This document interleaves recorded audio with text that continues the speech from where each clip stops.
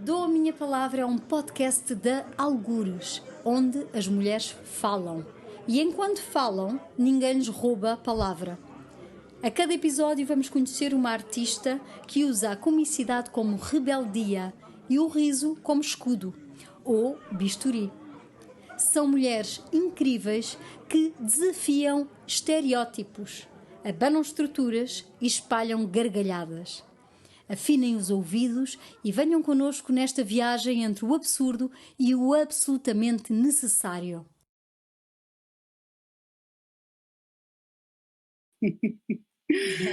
Olá! Oi, Maria, bom dia Bom aqui, dia. boa tarde aí, né? Bom dia, eu já almocei. É, eu só tomei café da manhã. Que bom estar contigo. A última vez a primeira que estivemos foi 2019 já. Isso, faz um tempão, né? Vai fazer quase 10 anos já. É mesmo, estiveste em Bolina, aqui em Portugal, que bom. Obrigada por teres aceito este convite da Algures, em parceria com a Cooperativa da Alegria. Nós este ano estamos a fazer estas edições deste podcast, Dou a Minha Palavra, em parceria entre estes dois festivais, o Bolina e o Tem Graça, e tu és uma das artistas que esteve nos dois e para nós é uma alegria grande poder partilhar também a tua história nestes movimentos. Vamos falar um bocadinho da tua vida, para quem Sim, não te conhece, para quem não viu os teus espetáculos também, ficar a perceber quem é a mulher que está por trás destes trabalhos tão bonitos que tu fazes e tão importantes. E, vou começar por fazer uma breve apresentação tua, depois tá lanço-te bom, a primeira pergunta e o espaço é teu, a voz é tua, está bem? tá bom. Então, a nossa Ana Luísa Belha Costa, ou Bela Costa, é atriz formada pela Universidade de Brasília, palhaça e produtora cultural. Ela tem uma especialização em palhaçaria clássica pela École de Clown et Comédie Francine Côté de Montreal, no Canadá, e é fundadora do Cabaré da Nega, também integrante da Andaime Companhia de Teatro, da Companhia Colapso e do Pirilampo Teatro de Bonecos e Atores. Ela participa do coletivo Laboratório de Palhaças e Palhaços. E em 2019, precisamente no ano em que veio a Portugal ao Festival Bolina, ela ganhou 4 prémios de melhor cena curta com a sua palhaça, a Madame Froda, em diferentes festivais. A pesquisa da Ana Luísa é acerca da comicidade negra, uma revisão de conceitos de género e de raça na construção do humor, e ela milita, como sabemos, pela importância do protagonismo negro em festivais de circo, além de fazer também parte do Colombo Benjamin de Oliveira, um Sim, coletivo de palhaços pretos. Obrigada, Ana Luísa, por estares aqui connosco. Eu queria lançar-te a primeira pergunta para te conhecermos um pouco melhor, não é? Quem é a Ana Luísa menina antes de conhecer o caminho das artes ou o caminho da palhaçaria? tá bom. Maria, obrigada por essa introdução, primeiramente, aqui pedir uma licença às minhas mais velhas também para poder falar aqui, porque foram elas que meteram o pé na porta para que a gente hoje pudesse estar aqui falando sobre palhaçaria feminina, falando sobre essa linguagem incrível, que é uma linguagem relacional, né? É, tem uma coisa aí, botar mais umas coisas aí nesse currículo, que agora eu estou fazendo mestrado aqui em São Paulo. Ok, E eu estou falando sobre essa comicidade negra feminina, né? Estou trazendo a memória de várias mulheres negras da comicidade, palhaçaria a partir do século XIII até mais ou menos os nossos dias atuais. Falo um pouco dessa lacuna que a gente tem dessas figuras cômicas negras nesse período que é a escravidão, então a gente fica entre século XVI e século XIX sem ter, de fato, essas figuras na cultura, na comicidade, enfim, na arte, porque era um período muito tenebroso, né, da nossa sim. sociedade, que foi a escravidão. Então eu venho falando um pouco disso, e hoje eu fundei também, criei o Pretaria Cabaré Show, que é um cabaré circense, uma varieté circense só com artistas negros, né? Então tá bem legal também isso. E as Irmãs Belaneiro, que foi o que a gente levou pro Tem Graça. que é o meu Uhum. trio de palhaço, que é a minha dupla também, que a gente é dupla há mais de 18 anos. Então, só para dar esse adendo aí Claro que sim. Obrigada essa, por essa essa atualização. mini atualização aí do currículo, né? Obrigada, obrigada. E, bom, respondendo a sua pergunta, quem é a menina Ana Luísa, quem foi, né? Essa menina Ana Luísa, tem um lugar de poder visitar e revisitar, inclusive, as minhas comicidades ancestrais, né, da minha família. Então, eu sempre fui uma criança que sempre tive muitas oportunidades assim de fazer o que eu quisesse, de sonhar o que eu pudesse sonhar e correr atrás. Meus pais sempre apoiaram nesse sentido. Eu sei desse meu privilégio, inclusive. São poucas pessoas negras no Brasil que têm esse privilégio de poder sonhar e ir atrás do que você de fato quer fazer, né? Porque uma pessoa preta no Brasil, ela precisa escolher se ela quer fazer graça ou pagar as contas, né? Então isso foi um lugar muito importante na minha infância, assim, dessas investigações que meus pais faziam. Ah, você quer fazer música? Vai lá, então a gente vai te colocar numa escola de música. Ah, quer fazer teatro? Eu vou te colocar numa escola de teatro. Então, eram coisas que eu tinha muita liberdade de fazer. E a minha família, ela é toda nordestina, né? Então, uma parte é pernambucana, ali do Pernambuco, outra parte é maranhense. Então, são pessoas muito engraçadas. Eu acho que eu sou a menos engraçada da família, inclusive. Uau! Não, é verdade, porque eles são, de fato, o riso e a comicidade na minha família é um lugar muito de resistência, né? Então, eles, de fato, quando eu era criança, eu lembro muito meu pai, meus avós, ensinando a gente a se livrar de racismos cotidianos, assim, com muita graça, né? Então, sei lá, eu chegava em casa meio triste porque alguém me chamou de picolé de asfalto. Aí meu pai falou: ah, chama ele de azulejo de banheiro de rodoviária, chama ele de privada, chama ele. Tipo assim, me ensinavam a fazer graça com esse tipo de situação. E eu, desde muito cedo, entendi que fazer graça me livrava de vários bullying na escola, né? Minha mãe dava aula e numa escola particular, então a gente tinha bolsa de estudo para estudar lá. Então era eu e meu irmão os únicos pretos da escola. Uhum. Então isso fazia com que a gente ficasse sendo alvo de muitos bullying e racismo. Então a gente entendeu muito rápido que fazer graça livrava a gente de várias situações. Então a gente sempre tinha uma piadinha, ou a gente sempre tinha uma resposta, e quando não dava resposta era na porrada mesmo, saía na porrada, batia, ele não estava nem aí.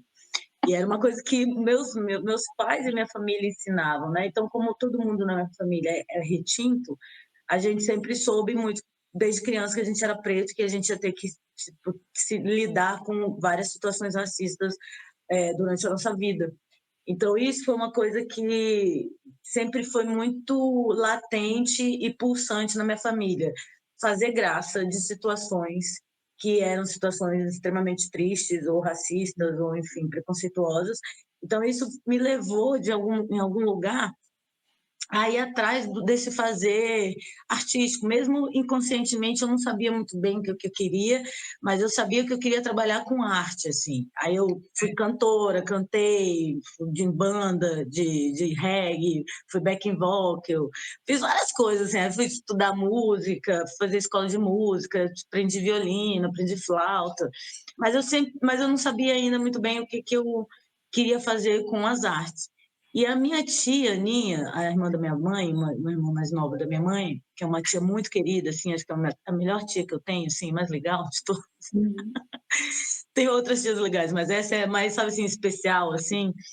Ela, quando eu tinha, sei lá, uns 16, 17 anos, ela me falou assim: você devia fazer artes cênicas, você devia fazer teatro, porque você é muito espontânea, você é muito isso. Aí eu fiquei com aquilo na cabeça.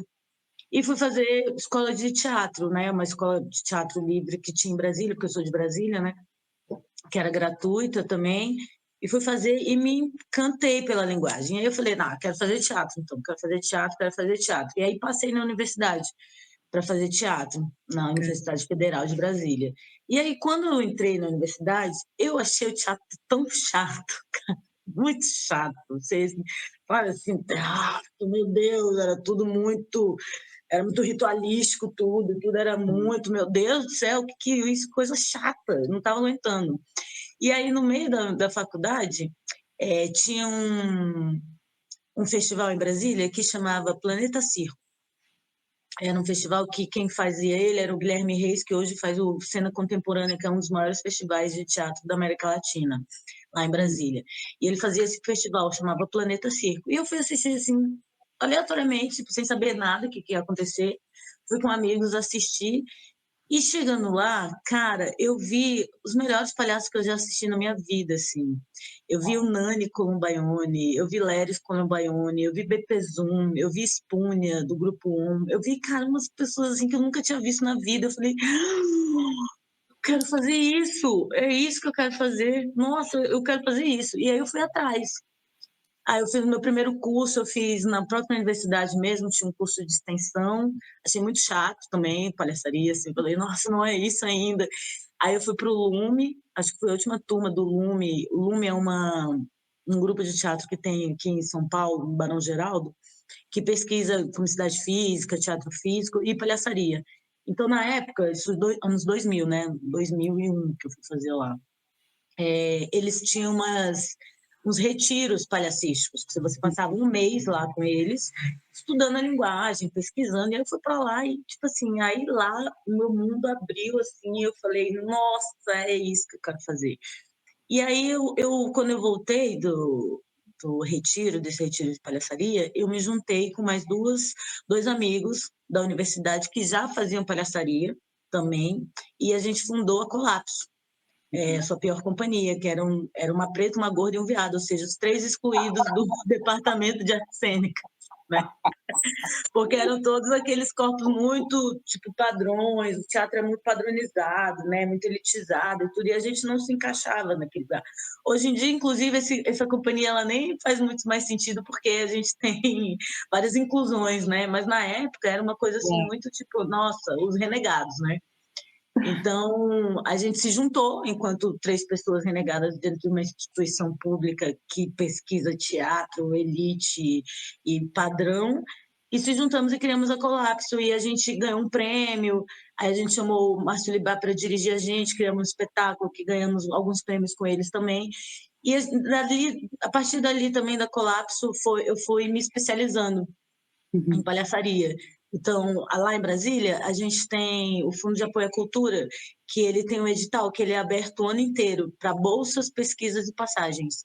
Então, assim, com esse edital, eu fui estudar na França, fui fazer Philippe Goulier, fui estudar com o Generique Fapour na França, depois fui para o Uruguai trabalhar também, estudar tudo com essa grana pública do edital do Fundo de Apoio à Cultura.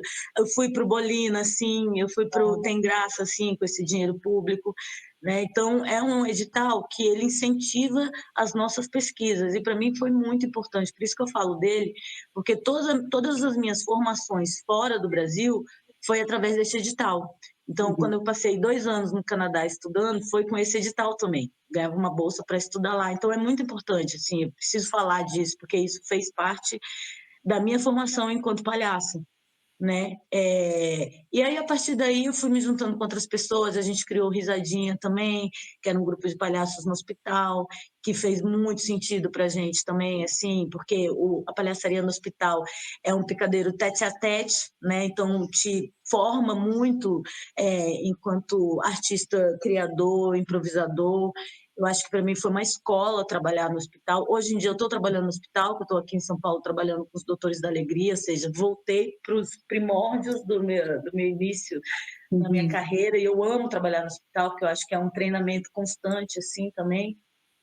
E a volta do Canadá, para mim, foi muito importante estar lá, porque até então eu ainda estava com essa mentalidade da palhaçaria europeia, eurocêntrica, e eu estudei muito com Leris Columbaione, então a minha palhaça usava um terninho, não podia mostrar as partes do corpo, porque o Leris falava isso, né? O Leris Columbaione falava, palhaço não pode mostrar a pele, não pode mostrar... E quando eu chego lá no Canadá, de terno, gravata, não sei o quê, e a minha professora, mestra Francine Cotevira, que é isso que você está usando? Você mora no Brasil, por que você está com essa roupa? Você é louca? Aí eu falei, não, é que o Leris com o Baione falando, que mané Leris, cara, esses palhaços tudo machista, eles não querem que a palhaça mostre as pernas, mostre os braços, mostre os peitos. Olha o tamanho dos seus peitos, olha o tamanho dos seus braços, você tem que botar isso para jogo. Então me abriu o mundo. Tanto é que a Madame Froda agora é uma madame, né? Usa vestido, usa um turbante, ela tem um poá, ela é chique, né? Ela não é uma vagabunda como ela era antes, né? E assim, passei por vários nomes também. Já fui gelatina, já fui trufa, já fui quibe frito, já fui vários nomes até chegar na Madame Froda, que foi o nome que a Francine me deu lá no Canadá e que eu falei, cara, é esse nome, porque eu também já estava mais velha, né? E ela me abriu esse mundo, assim, dessa palhaçaria feminina que até então eu não tinha esse problema, porque eu lidava e trabalhava com todo tipo de palhaço, homem, mulher, não tinha esse problema. E aí ali, em 2016, quando eu fui para 2015, né, fiquei de 2015 até 2017 lá, ali me abre uma chave para esse lugar da palhaçaria feminina, das nossas comicidades, das nossas mulheridades, como que a gente transforma isso em graça, e não só a reprodução dos homens com quem eu tinha estudado, né? E aí, a partir dali, eu comecei a entender que a gente, ao invés de reproduzir, tem que multiplicar, entender como filtrar a técnica e fazer da nossa maneira, fazer do nosso jeito. Para mim foi muito importante passar esses 2 anos no Canadá, estudando com mulheres. As minhas professoras eram basicamente mulheres, era a Francine, a Genevieve. Só tinha um professor que era o James, que dava mímica. Então, tipo assim, era uma escola muito matriarcal. Então, para mim foi muito importante, inclusive, de dar vazão a uma palhaçaria que as meninas das Marias da Graça aqui no Brasil já estavam falando desde os anos 80, e eu não tipo assim, porque eu estava indo numa mentalidade que os homens falavam pra gente, né, daquela forma, palhaço não tem cor, palhaço não tem sexo. E eu ficava pensando, pô, mas eu sou preta, eu sou mulher, tipo assim, como é que não tem, né? Onde é que vou Então, colocar isso tudo, não é? é, Esconder, esconder. como é que eu vou ignorar que eu sou isso, né? Tipo Sim, assim. Então, para é, mim, foi muito importante estar com a Francine e ela me abrir os olhos para essa questão, falando, não, palhaço tem cor, sim, palhaço tem sexo, sim. Tipo, claro. não tem essa, né? Todo mundo unissex, sabe? Assim, não é, tipo assim, assexuado. Não, você é uma mulher preta. Tipo, hum, E o que é que tu é sobre sentes isso. que mudou nessa fase, não é? Também, artisticamente como artista, como mulher preta, palhaça, como é Sim. que provavelmente há uma viragem nesse momento, não Ah, é? com certeza. Ganhaste um nome também aí, não é? Ou seja, parece muito ritualístico tudo isso. O que muda, eu acho, que é a minha consciência em entender que eu sou uma mulher preta e que meu corpo é muito político dentro de uma linguagem que é extremamente eurocentrada. Então, a partir desse momento que eu entendo o que é também o meu corpo dentro dessa linguagem, que ele afeta as pessoas de alguma maneira, porque quando você fala palhaçaria, você já imagina homens brancos, héteros, cis, fazendo a função, e entra eu, uma mulher preta de turbante, falando, né?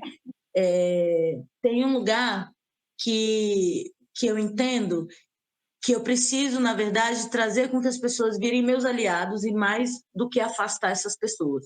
Então, a Madame Froda não é uma palhaça que entra falando eu sou uma mulher preta, periférica, lá, lá, lá, não. Ela vai ganhando as pessoas no jogo. E ali, entre o jogo, é que nas entrelinhas ela fala do que acontece. Né? Então, tipo, piadas como o que eu tenho, acho que você viu lá no Bolina também, do tipo, estante clássica, partitura clássica, flauta clássica, turbante, as pessoas falam clássico, ela, não, apropriação cultural se você é branco. Então, são coisas que estão nas entrelinhas, assim, né? Não, Claro, o meu fazer artístico, a minha militância, ela não está explícita, porque ela já é muito explícita na minha vida normal, de cara yeah. limpa. Então, eu acho que no meu fazer artístico, a militância ela vai comendo pelas beiradas e ela está nas entrelinhas. Porque eu não quero que as pessoas riam de mim porque eu sou preta. Eu quero que elas riam de mim porque eu sou engraçada. Então, acho que esse é o lugar que mexe a minha chavinha, porque até então a gente na Colapso fazia muitas piadas de autodepreciação, sabe? Assim, você é uma gorda, você é uma preta, você é um gay, não sei o quê. E acho que a partir desse momento que eu começo a ter consciência de fato que meu corpo é político dentro dessa linguagem, eu acho que muda esse lugar, inclusive da construção do meu fazer humorístico, do meu fazer artístico e da minha comicidade. Ela está num lugar mais de enaltecer quem é essa figura. O Cabaré da Nega, por exemplo, tudo gira em torno da nega, dos prados. Então, é um lugar de colocar essa figura no topo e não mais na base. E ela estando no topo, é esse lugar que a palhaçaria tem, que é incrível, de você ter a plateia na sua mão e você poder falar o que você quiser depois que você tem a plateia na sua mão. Então, essa é uma chavinha que muda, assim, bastante, sabe? E a partir do momento que eu percebo isso, eu começo a entender que, para além da representatividade, a gente precisa pensar em proporcionalidade. Então, começa a entender que não adianta ter só eu lá de mulher preta no seu festival, fazendo a sua oficina. Se nós, no Brasil, somos 56% da população, né, preta e parda no Brasil, se o seu festival tem 20 vagas, tem que ter pelo menos 10 pessoas pretas lá.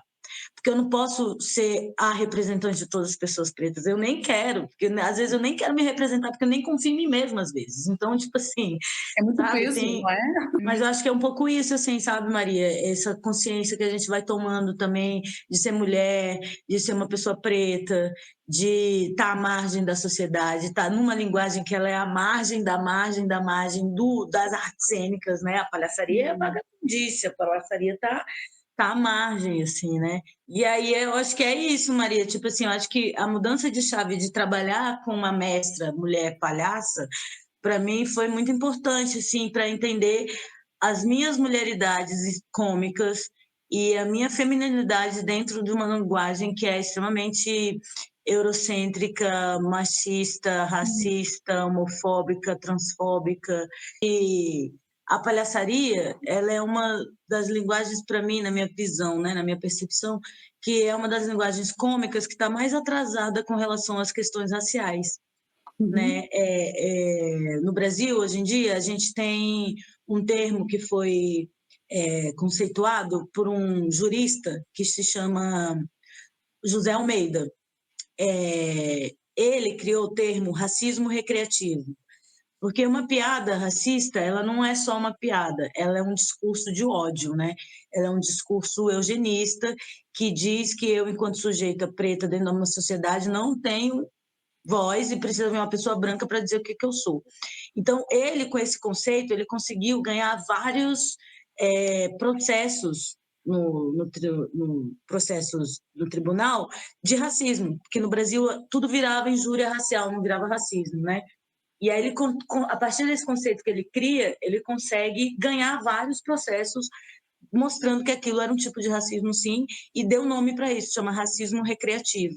Ou seja, a pessoa usa do racismo para ganhar dinheiro recreativamente. Será que essa palavra existe? Nem sei, mas por aí. Assim?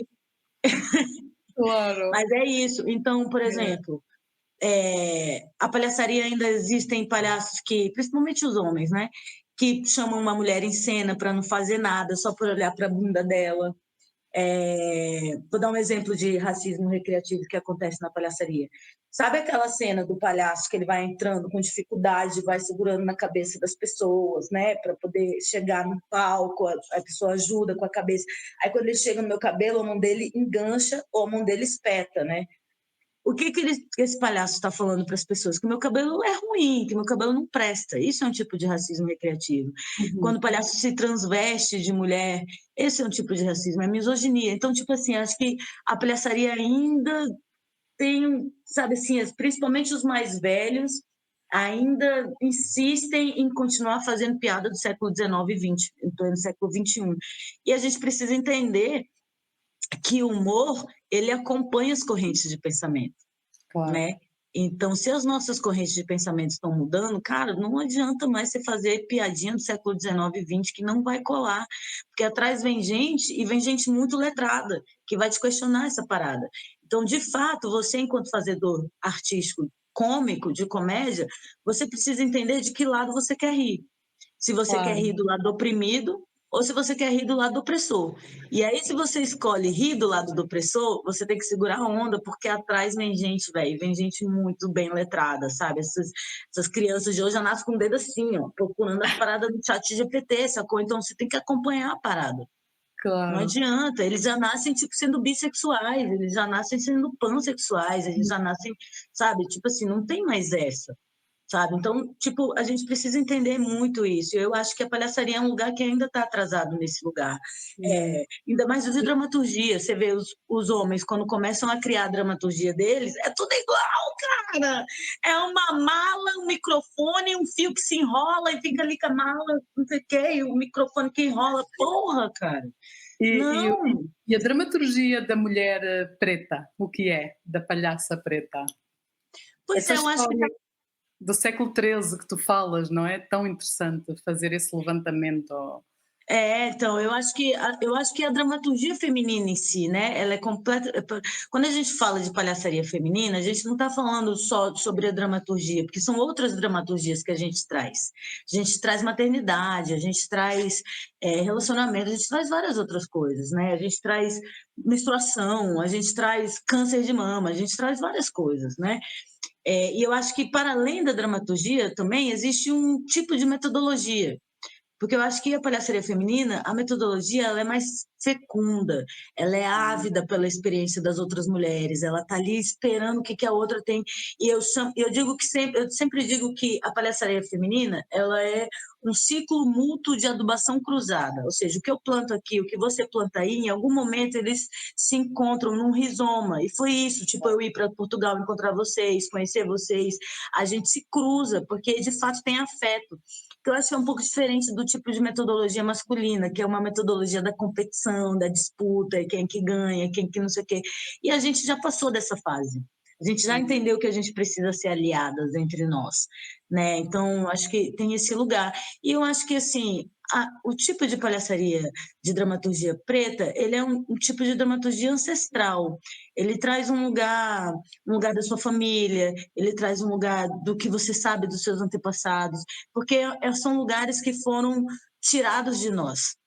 Então, durante muito tempo, a gente agora que vem revisitando esses lugares, muitos pretos se voltam à África para entender o seu lugar, inclusive dentro de uma sociedade, que foram coisas que foram tiradas da gente. Então, quando eu vou atrás dessas figuras anteriores a mim, Hum. é porque eu de fato quero entender a minha história enquanto mulher preta, palhaça, cômica. Eu quero saber de onde eu venho, eu quero saber que lugar é esse. Então, quando eu começo a encontrar essas figuras século XIII de África, que é nessa região hoje em dia onde é o Mali, que tem total a ver com as nossas comunidades negras brasileiras, Cavalo Marinho, Bumba Meu Boi, Reisado, são os mesmos símbolos. Por que que são os mesmos símbolos? Porque quem trouxe isso para o Brasil são figuras que foram escravizadas, né? Então, o Cavalo Marinho é uma cultura que é criada por ex-escravizados indígenas. Então, quando eu leio o Cavalo Marinho, eu estudo o Cavalo Marinho, eu falo, caralho, tem tudo a ver com a África século XIII, né? E aí me deparo com uma lacuna, que é entre o século XVI e o XIX, que é onde a gente tem a escravidão. Então, essas mulheres, por exemplo, desaparecem, esses homens desaparecem, e vai voltar só no início do século XX como aberrações, inclusive, né? Que a gente tem a Vênus Negra, enfim, tem vários outros aí também que eram postos no circo ou em exposição por ter a bunda avantajada ou o lábio avantajado, enfim, eram pessoas que eram colocadas como aberrações, que não é o que eu quero ser. Como eu falei anteriormente, eu quero que as pessoas riam de mim porque eu sou engraçada e não porque eu sou negra. Então, são lugares que eu preciso entender. Inclusive, até como um ponto de fortalecimento para eu dizer de fato, falar, olha, quero que você ria de mim porque eu sou engraçada, não porque eu sou preta.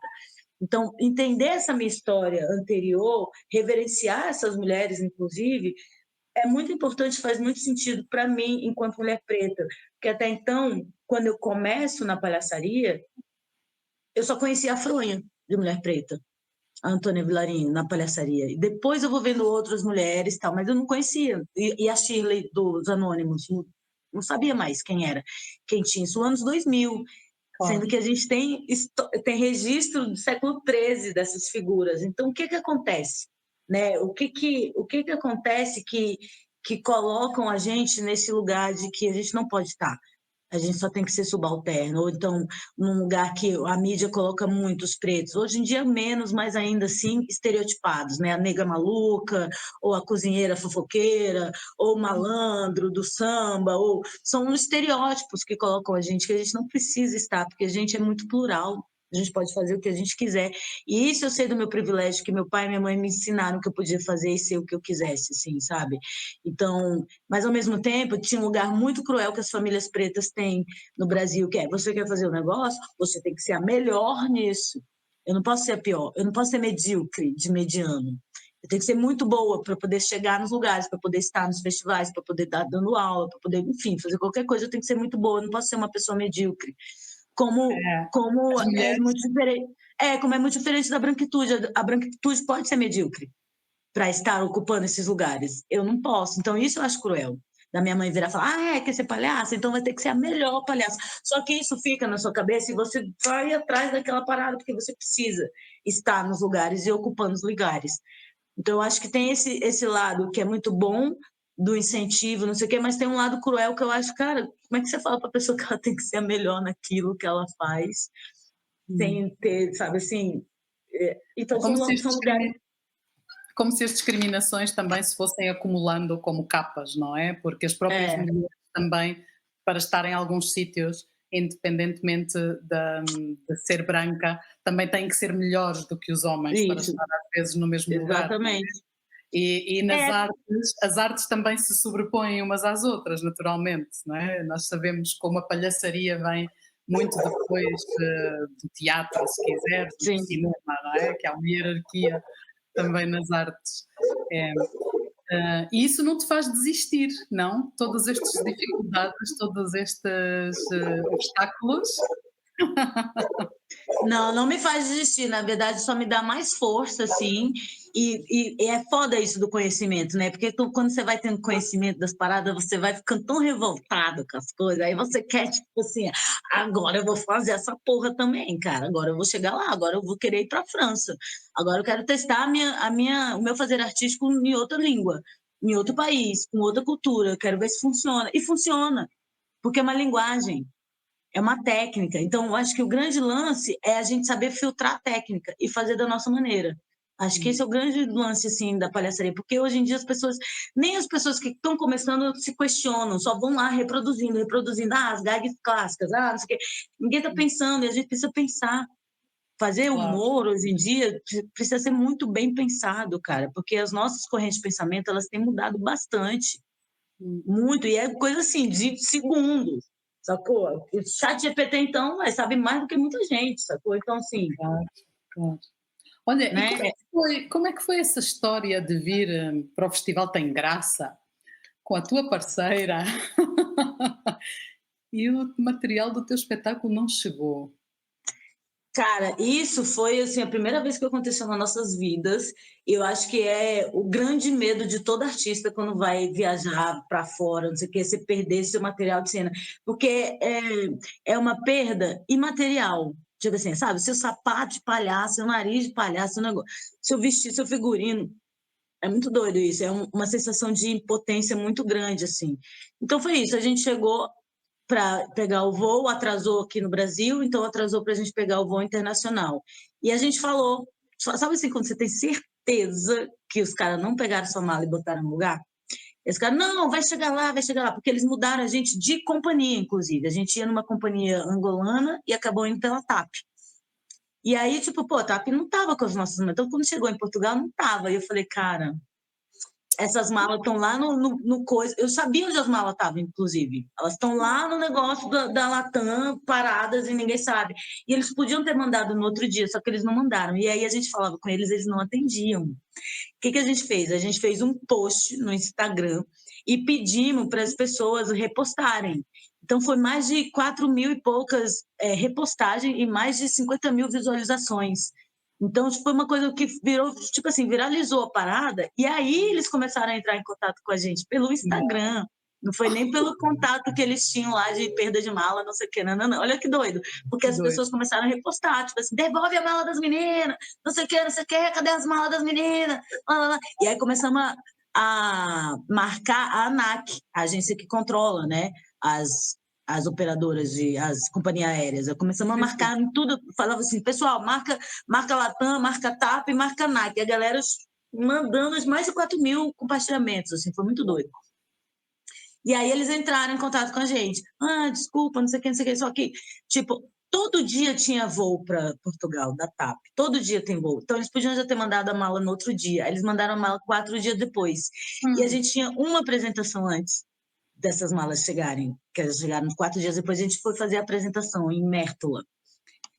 E aí tinha aquela coisa do edital de vocês, né? Se não fizer, não recebe, tem que fazer. Cara, então a gente faz sem nossas coisas, mas a gente precisa pelo menos dos instrumentos.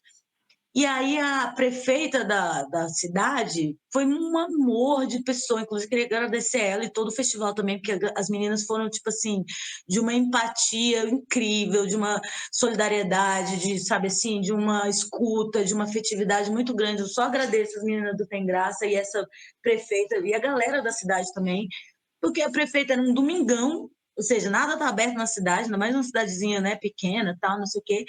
Ela foi atrás da diretora da escola de música, foi lá na casa da diretora, pegou a chave da escola, abriu a escola de música e falou assim: podem escolher o instrumento que vocês quiserem.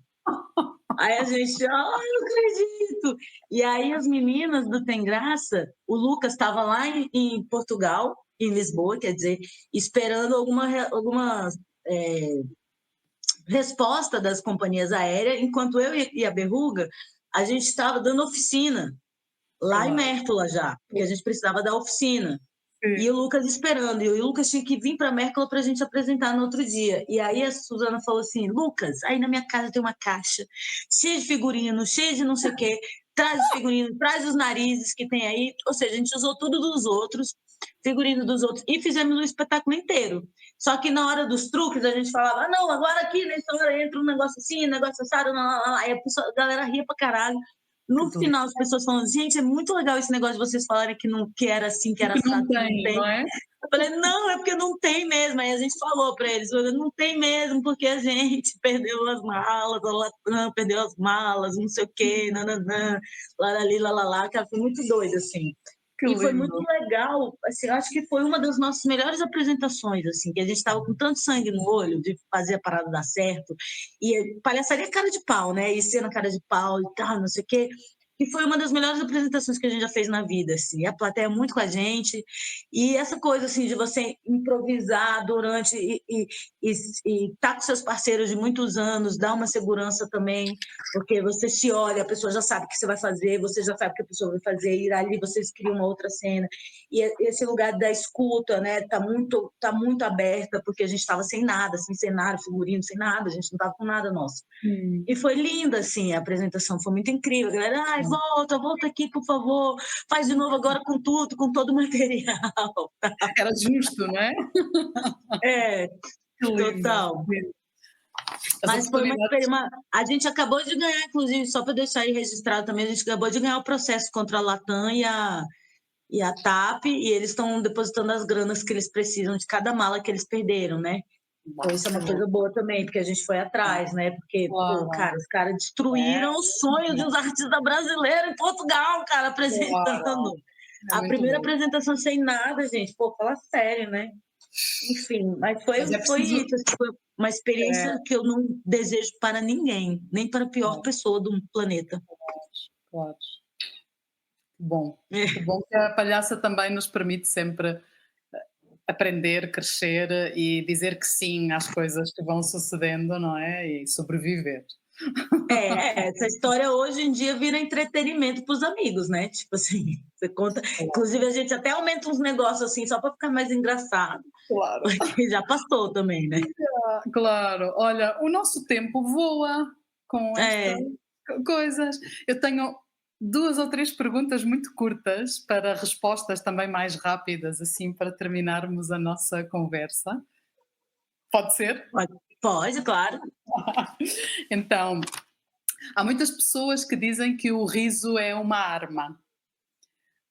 Se o riso for realmente uma arma, contra o quê ou contra quem tu estarias sempre armada? Pô, com certeza contra qualquer racista, fascista, homofóbico, transfóbico, misógino. E a minha luta é essa, tipo, é contra essa galera que está há muito tempo no poder, eles precisam sair. Porque é isso, né? Para que a gente entre, uma mulher, uma pessoa preta, nos lugares, uma pessoa branca precisa sair. Isso é física quântica. Dois corpos não habitam o mesmo espaço, né? Então a Não gente é precisa nem, tirar essa galera do poder. nem quântico, é, né? É,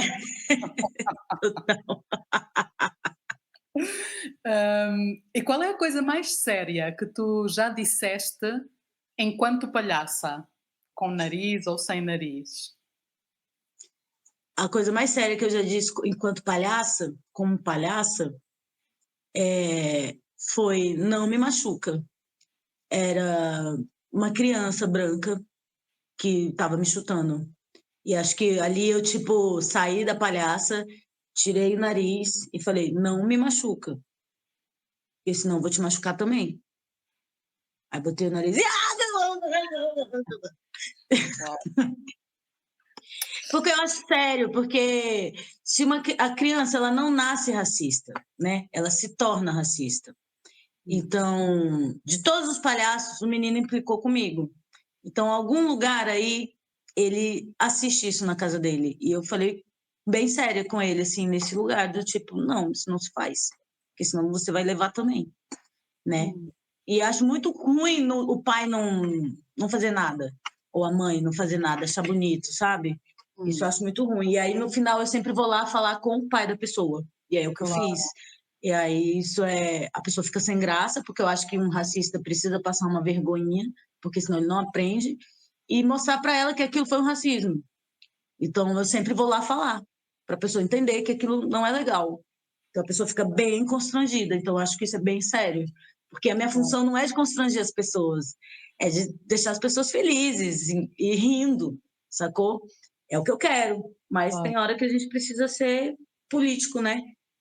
E não Hum, diplomático. Então, assim, isso é um lugar sério que eu acho. obrigada. Hum, que parte do corpo tu achas que merece protagonismo na comédia? Que partes do corpo acho que merece. Nossa, eu acho que. Não sei, deixa eu pensar rapidão. Pergunta engraçada. É...